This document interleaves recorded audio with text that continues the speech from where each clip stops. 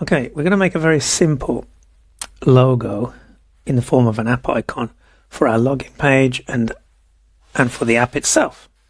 So let's just create a frame which is 40 by 40 here.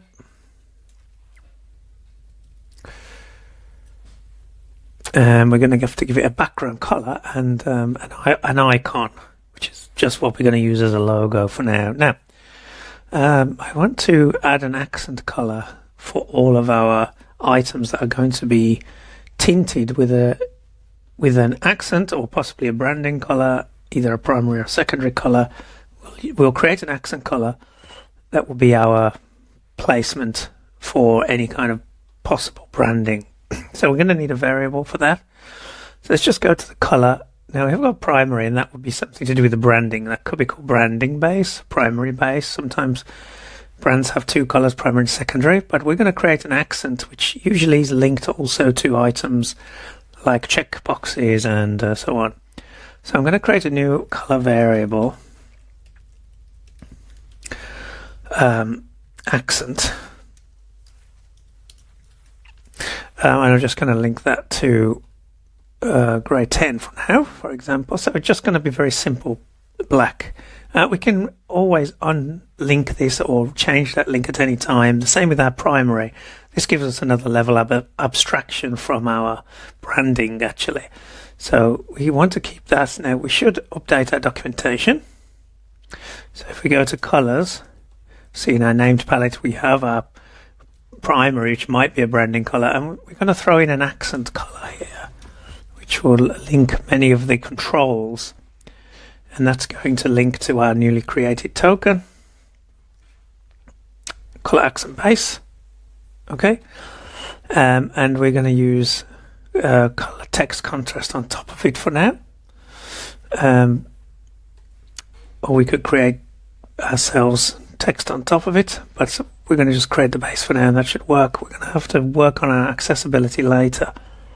Let's go back to our app icon, find our frame, and let's give it the background color. So now this is our accent, right? So this is kind of a theme color in many ways. The app icon needs rounded corners. We've got one in here, which is 8 pixels, which is fine for now, right? We might want to round it more. We can create another token if we find it doesn't work for us at larger scales. So let's just, to get this done, let's insert an icon from our icon library. I'm just going to choose the mail icon for now. Maybe it's a mail app, I don't really know. Obviously this is black on black, so I'm going to have to change this color for the contrast color. I'm going to use the color text contrast, and there we have a very basic icon. Now, of course, we need to create a component, and this is going to be called app icon, which is basically going to be our logo. Now it's very boring, but we'll come back to it later. And while we're in our docs, let's start to add our docs titling. This is going to have to do for now. Maybe the mail one isn't so pretty. Maybe we can use the rockets, which is a very typical startup vibe kind of logo. Okay, so now we've got a very basic logo in the form of an app icon. It's made into a component, and actually we don't need the rectangle now. So we're going to use the background color on the component itself. We're going to delete that. So now we've got to add a radius again. Okay, ready to go. Because it depends if you want a background object or not. This app icon has got a background fill, but you can use a shape in the background. That's another way of doing it. I just like to keep less things in my layers if possible. Now we can use this, and I'm going to just copy that. I'm going to go to our forms, login and sign up, and I'm going to add this in top.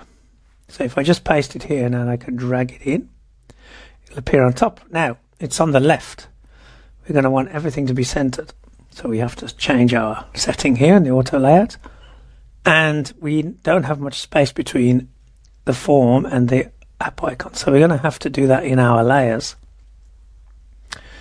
So all of this is now the form, and because we want to distance those, I'm going to just group those with Shift A into form.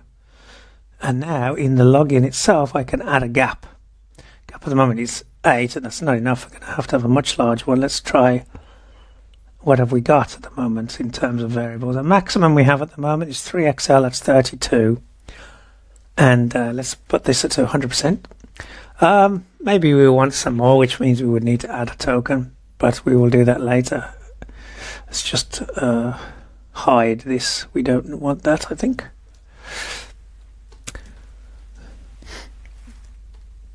Okay. Now we have the app icon here. We should also add it here. So let's just add that.